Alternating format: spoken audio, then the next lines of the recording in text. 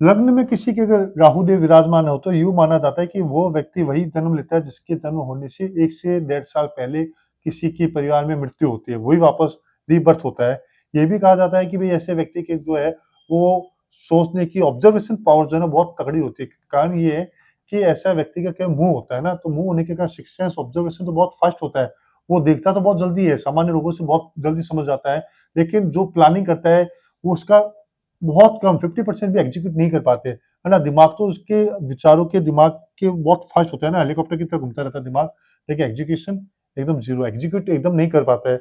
तो ये इन जातकों की समस्या रहती है। साथ में इनके क्या होता है कि इनके सर पे, हेड पे कोई मार्क भी हो सकता है, तिल भी हो सकता है, पढ़ाई के लिए उनको घर से दूर जाना पड़ सकता है, ये भी है। तो राहु के बेस्ट उपाय करने चाहिए ताकि जो चाहे वैसे फल मिल सके उनको। राहु किसी के सेकंड हाउस में हो तो ऐसे व्यक्ति का क्या होता है कि वो खाने-पीने का बहुत शौकीन है क्योंकि सेकंड हाउस खाने का है, तो खाने-पीने का शौकीन होता है, लेकिन वो ट्रेडिशनल फूड नहीं खाता है ना, वो कुछ अलग खाने का शौकीन होता है। वो स्ट्रीट फूड खा लेगा, वो फॉरेनर फूड खा लेगा, वो फूड भी अलग-अलग ट्राई करता रहता है, तो खाने के बहुत शौकीन होता है।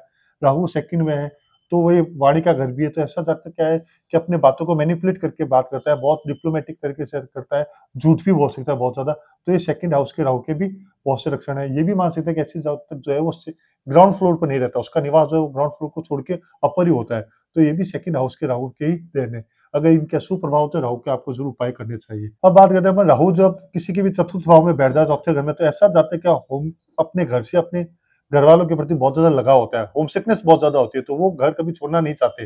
लेकिन उनके साथ कभी न कभी ऐसा ज़रूर होता है कि अपने घर से बहुत दूर जाते हैं, घरवालों को छोड़ना पड़ता है, मजबूरी ऐसी आ जाती है कि उनको घर छोड़ के कभी न कभी अपनी लाइफ में जाना पड़ता है। तो जीवन में एक बार वो अपने घर को ज़रूर छोड़ते हैं। कौन-कौन रिलेट कर रहा है? बताना। तो चौथे घर में जो राहु देव विराजमान है उनके लिए वो आपके लिए शुभ फल है या अशुभ दे रहे हैं, वो आप उनको कैसे ऑपरेट कर रहे हैं खुद ही चेक कर सकते हो कि ऐसे व्यक्तियों के जातकों के घर में क्या होता है कि सीढ़ियाँ जो होती है वो टूटी-फूटी होती है। उनके सीढ़ियों के नीचे काफ़ी कूड़े-कबार का ढेर लगा रहता है। डस्टबिन वगैरह उसके नीचे डाल देते हैं, झाड़ू वगैरह उनके नीचे डाल देते हैं, टॉयलेट वगैरह सीढ़ियों के नीचे बना देते हैं। तो इन सब से आपके राहु देव के जो है वो शुभ फल को आप खराब कर रहे होते हैं ना। आप ये भी देखते हो कि विंड चेन है, जो है वो सही जगह डायरेक्शन में लगी हुई नहीं होती है। गौतम बुद्ध के या ऐसी प्रतिमा जिनके के है ना नस होते हैं, आधा सर होता है ना सर वाली प्रतिमा वो रह सकती है जो सही जगह नहीं लगी होती है। तो इन सब के आप खुद चेक कीजिए कि वो प्रॉपर है, मैनेज है, डायरेक्शन में है, नहीं है, तो प्रॉपर कीजिए और राहु देव के सही-सही आप उपाय कीजिए। छठे घर में अगर राहु देव विराजमान है, बैठे हैं, तो आपके लिए कैसे दे रहे हैं, शुभ फल है या अशुभ फल है, आप खुद चेक कर सकते हो। तो छठे घर में अगर राहु देव विराजमान है, तो जो फॉरेन जाते हैं उनके लिए दिक्कत दे सकती है। फॉरेन जाने के लिए पेपर वर्क में दिक्कत आ सकती है, वीज़ा में उनके दिक्कत आ सकती है, एंड वक़्त पर फ्लाइट कैंसल हो सकती है उनके लिए, ये समस्या भी आ सकती है। और आप चेक कर सकते हो उनके जो मामा जो होते हैं मामा, है ना? उनके साथ भी दिक्कत हो सकती है। सामान्यतः एक कम ही उम्र में क्या है उनके एक मामा की भी मृत्यु हो जाती है। तो ये सब आप चेक कर सकते हो, अगर ये सब है आपके साथ तो उनके लिए राहु देव को मनाने के लिए उनके लिए ज़रूर उपाय करने चाहिए। ओके, कौन-कौन रिलेट कर रहे हैं ज़रूर बताइए। आपने कभी-कभी नोटिस किया होगा कि जिनके भी राहु और केतु की एक्सिस ये होती है, केतु लग्न में हो, राहु अगर सप्तम भाव में हो, तो ऐसे जातकों के क्या होते हैं, उनके दोस्त बहुत ज़्यादा होता है, फ्रेंड सर्किल बहुत अच्छा होता है और अपने फ्रेंड पर विश्वास वो अपने घरवालों से ज़्यादा करते हैं। लेकिन वही दोस्त ज़रूरत आने पर ज़्यादातर लोगों के साथ दगा कर जाते हैं और फाइनेंशियली जो है ना दगाबाजी इनके साथ ज़्यादा होती है।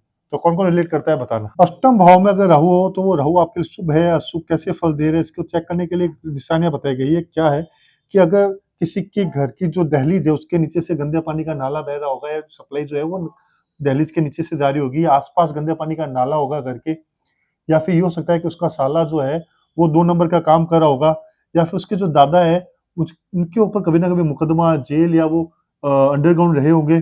तो ये सब आप चेक कर सकते हो। शादी से पहले जो उनका जो ससुराल होता है बहुत प्रतिष्ठित होता है। सामान्यतः लड़कियों में भी ये देखा गया है कि शादी से पहले ससुराल प्रतिष्ठित होता है लेकिन शादी के बाद डाउनफॉल आने लगता है ससुराल के अंदर।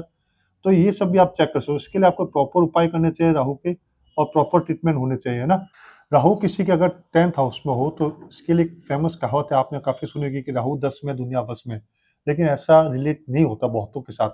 तो नहीं होता उसका कारण क्या है आप खुद चेक कर सकते हो कि भई जैसे भी राहु जिसके 10वें में होते हैं तो उसको एक मर्ग-मरीचिका वाला एक कुछ सीन रहता है कि दूर टिब्बे पे उनको पानी दिखाई देता है हिरण को, लेकिन वहाँ पानी होता नहीं। वैसे ही व्यक्ति को या जातक को क्या होता है कि अपने खुद के प्रोफ़ेशन से वो संतुष्ट नहीं होता, लेकिन दूसरों के प्रोफ़ेशन या फर्दर जो अदर दूसरा प्रोफ़ेशन उसको यूँ लगता है कि वहाँ उसको शायद ग्रोथ होगी और उसके लिए वो चेंज करता रहता है और उसका प्रोफ़ेशन कभी लाइफ़ में सेटल होते ही नहीं है। आप खुद चेक कीजिए कि आपका जो ऑफ़िस है वहाँ पे जो आपका टेबल उसके अर्जेंट डस्टबिन लगा होगा, आपके टेबल के पीछे या आस-पास या जो ऑफ़िस है, उस ऑफ़िस एरिया में साथ में ही वहाँ पे आपके जो है वो टॉयलेट या उसका दरवाज़ा खुला होगा, जो प्रॉपर वास्तु से मैनेज नहीं होगा। तो इन सबको भी आप चेक कीजिए, कौन-कौन रिलेट कर रहे हैं।